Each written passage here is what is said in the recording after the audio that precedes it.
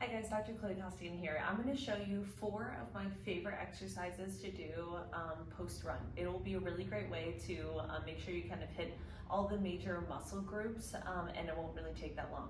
What I would suggest is doing both sides, holding the stretch or doing the stretch for 30 seconds and doing it 1 to 3 times through. So let's get started.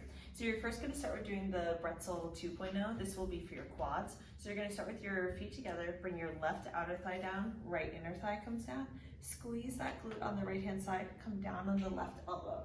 You're going to squeeze that glute, making sure you feel a stretch to the front here. Do 30 seconds on each side. Then you're going to do the Supine Figure 4 stretch. So you're going to lie on your back, create an arch in your back, cross your right leg over your left, bring that leg in as much as you can while still trying to maintain this arch in your back. Pull this leg in. So right leg you're going to hold for 30 seconds, then left leg hold for 30 seconds. Then we're going to move on to the lizard stretch. This will be really good for the inner thigh area, and you'll get a bonus of the hip flexor on the other side.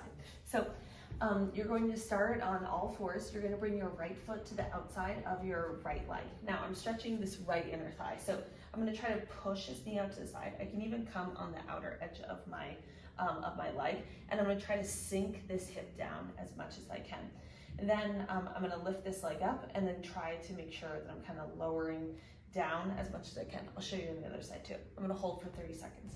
Then you're going to switch to the other side. And now this whole time what I'm really trying to do is I'm trying to sink this hip down as much as I can. So not kind of rounding like this, trying to sink that down. That will be a good stretch for the inner thigh. Then finally, the last one that's really good is for hamstring and calf. This one is pretty challenging, so you might kind of have to work up to it. So you're going to bring this left leg forward.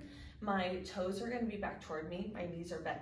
Now I can place my hands down, but you might want to be kind of up on something just to kind of, depending on how flexible your hamstrings are, because I'm trying to keep my back as flat as I can.